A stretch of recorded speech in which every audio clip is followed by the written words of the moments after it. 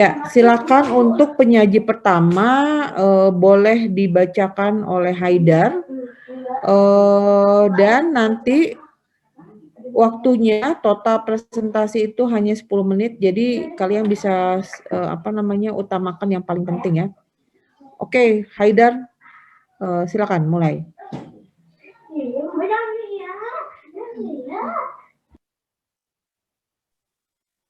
Cek, kedengeran ya Bu? Ya, ada suaranya, silakan. Baik, selamat siang semuanya. Perkenalkan, Ibu kami dari kelompok yang mengkaji Kabupaten Karawang. Kami pernah mengenai pariwisata di Kabupaten Karawang. Yang pertama yang akan kita bahas adalah profil singkat mengenai Kabupaten Karawang. Nah, Kabupaten Karawang ini merupakan salah satu kabupaten Jawa Barat yang secara secara geografis Karawang ini terdiri atau seluas sekitar 1.500. Infografisnya di skip aja ya. Ya, untuk mempersingkat waktu. Ini boleh dilewat, skip. Oke. Ini juga profil disingkat ya. Ini boleh di skip juga historinya. Langsung kepada logo atau ada tagline. Boleh icon semua nih. Ya, mulai dari sini. Oke, baik Bu. Yang akan saya jelaskan kali ini adalah logo mengenai yang pertama ada logo Kabupaten Karawang. Nah, logo Kabupaten Karawang ini karena salah satu nanti nyambung juga sih ke ke jargon atau itu ada warna hijau itu melambangkan padi dan kapas, karena salah satu julukan dari Kabupaten Karawang ini adalah kota lumbung padi, kira-kira seperti itu. Kemudian ada pintu air, yaitu melambangkan tentang daerah pertanian dan irigasi. Kemudian butir padi yang saya sebutkan tadi juga melambangkan istilah latar belakang kotanya sebagai kota lumbung padi. Kemudian kalau lubuk itu menggambarkan semangat bela tanah air. Bunga kapas, yakni 10 bunga kapas, ini peresmian Kabupaten Karawang, yakni pada tanggal 10 Rabiul Awal, ya. Rabiul Awal itu bulan Hijriah. Kemudian ada alur putih 4, itu melambangkan Sungai Citarum yang dulu kala itu salah satu jalur penghubung oleh Kerajaan Tarumanegara abad ke-4. Nah, kira-kira itu bisa dilanjutkan.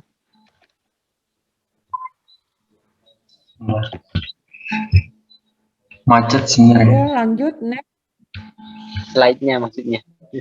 Ngehang sebentar. Oh iya, udah. Nah, ganti atau saya lagi nih Bu? Ya, terus dulu sebelum saya stop. Oke, Silakan siap. terus. Tourism Tagline of Karawang District. Jadi tagline tourism di Kabupaten Karawang. Nah, slogan Kabupaten Karawang ini, saya ke Karawang dulu ya Bu ya. Ini indah, tertib, aman, bersih, dan lebih dikenal dengan singkatan interaksi. Sedangkan tagline daripada sektor kebudayaan pariwisata Karawang adalah Karawang Tandang Makalang atau Ajak Pangkal Perjuangan. Tapi ini tuh kalau sepenemuan saya Bu ya, jadi Karawang itu kan belum ada semacam semacam plan government plan gitulah untuk sektor pariwisatanya. Dibuktikan, jadi dulu 2016 itu sudah mengesahkan tentang undang-undang pariwisata, tetapi hasil dari undang-undang pariwisata itu memerintahkan kepada jajaran pemerintah kabupaten kota untuk membuat semacam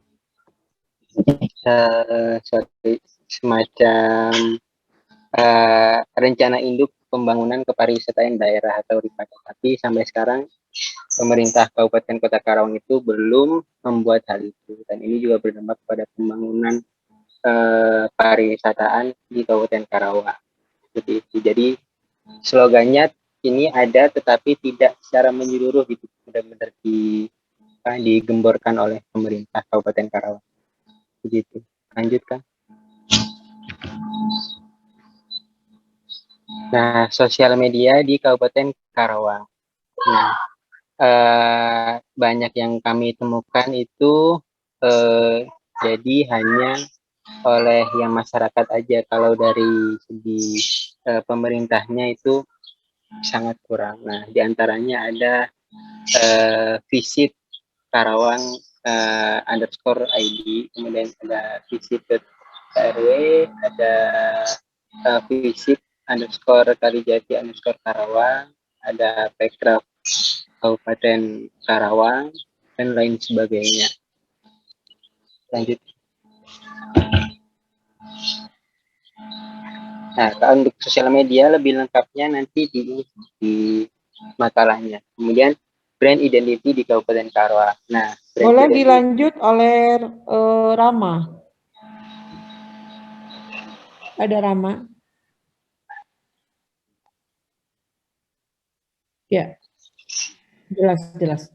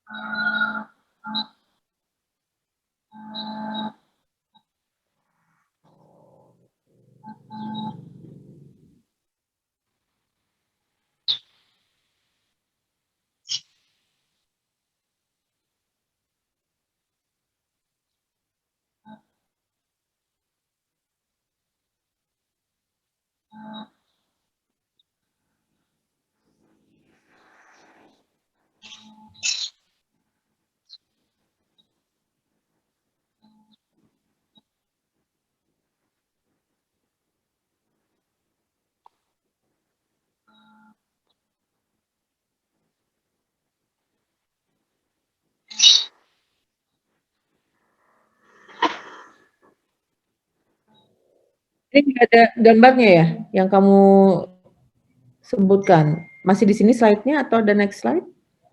Masih di sini, Bu. Oke.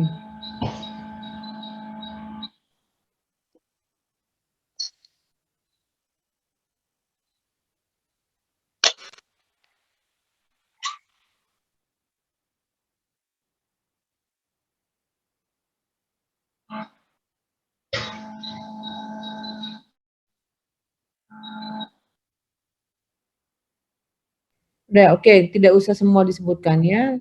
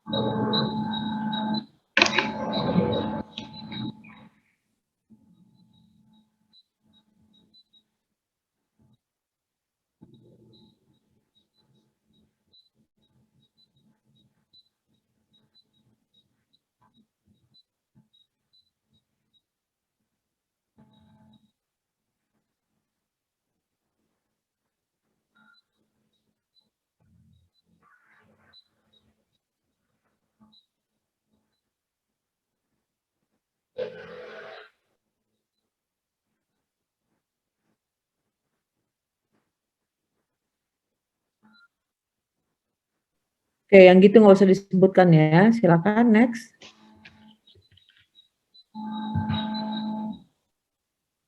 Kemudian dilanjut oleh Brilian. Yang slide selanjutnya ya? Ya. Oke.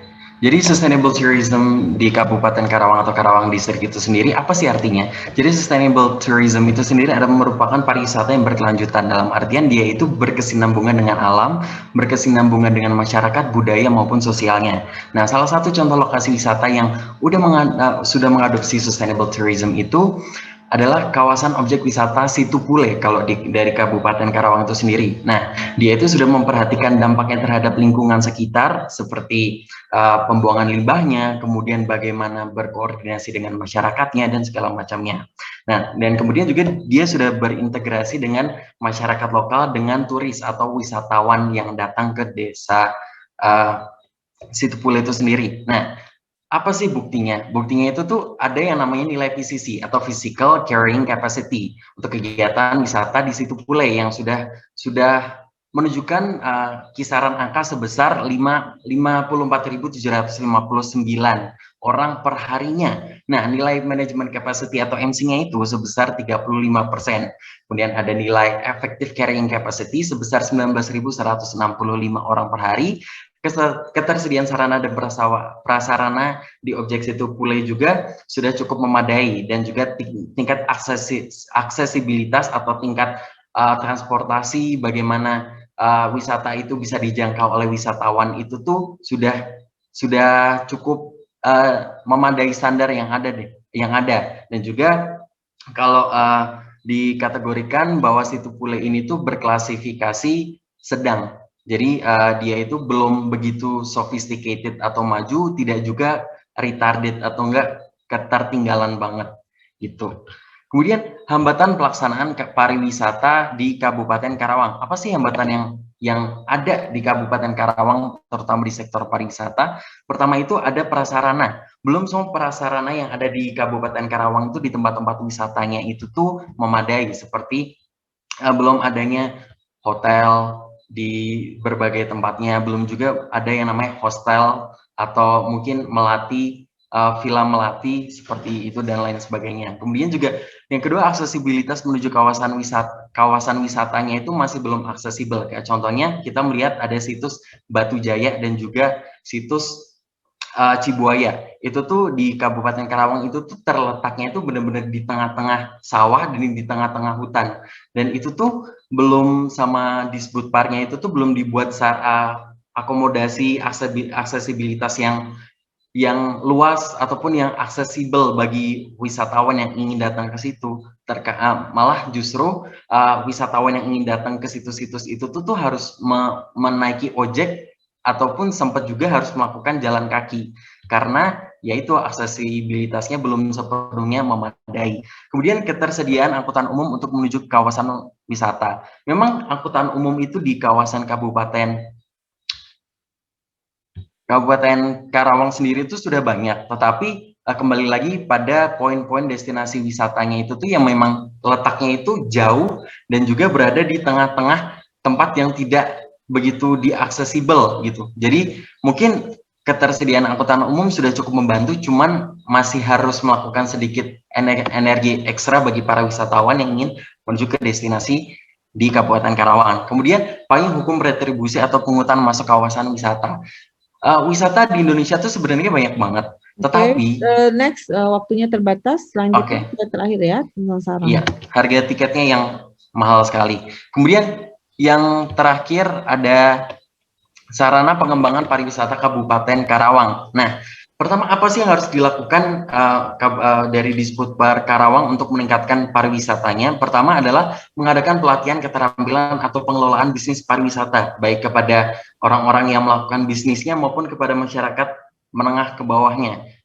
Nah, kemudian yang kedua adalah mengadakan pelatihan dalam rangka meningkatkan kualitas SDM dalam bidang pariwisata, seperti masyarakat diajarin untuk berbahasa Inggris, kemudian melakukan marketing melalui digital, kemudian gimana sih cara menjadi tour guide yang baik dan segala macamnya. Kemudian meningkatkan pengembangan pemasaran wisata lokal melalui media informasi dan komunikasi, terutama dalam cakupan internasional, seperti melakukan promosi dari website, kemudian melalui dari sosial media, Instagram, bahkan melalui TikTok juga yang sekarang lagi tren juga itu merupakan salah satu solusinya. Kemudian juga pemerintah daerah itu tuh diharuskan untuk segera menyusun tourism planning atau rencana induk pembangunan kepariwisataan daerah, agar program daerah itu terutama di bidang pariwisata itu tuh menjadi lebih terarah dan terukur, dan juga itu nanti juga melakukan dari planning, kemudian dari coba, kemudian dari evaluasi itu harus dilakukan secara runtut agar kita bisa mengetahui mana yang harus diperbaiki. Dan yang terakhir adalah pengoptimalan program pengembangan destinasi wisata. Karena sebenarnya destinasi wisata yang di Indonesia tuh kayak ya udah ada aja, tetapi itu masih kurang dari pihak pemerintah maupun masyarakatnya untuk memperbaiki. Kayak contohnya situs Borobudur waktu itu masih tidak akan jadi seperti sekarang ini apabila tidak diperbaiki. Maka dari itu ya mungkin ini menjadi PR bagi masyarakat dan juga pemerintah dari Kabupaten Karawang sendiri untuk mulai merawat dan melestarikan situs budaya maupun cagar alam yang sudah ada sebelumnya. Ya, cukup. Oke, sekian dari kelompok kami, hatur nuhun. Ya, yang pertama sebelum ke sesi tanya jawab ya, saya sedikit kritisi tadi ada yang kurang adalah ketika sebetulnya PowerPoint itu ini ya, PowerPoint itu kan cukup dengan boleh ditampilkan dengan gambar-gambar dan poin-poinnya itu tulisannya teksnya itu tidak usah terlalu panjang-panjang ya, dengan font-font kecil, tidak seperti itu gitu ya. Dan ini tadi yang 5A itu sayang sekali tidak diuraikan satu-satu seperti kelompok lain itu dia accessibility gitu ya, amenity gitu kan, itu akan lebih enak nantinya bagi yang lihat juga seperti itu. Oke, saya coba ke Rama ya. Coba Rama. Mana Rama? Ya, Rama coba saya pengen tanya. Boleh lihat ke saya? Ya.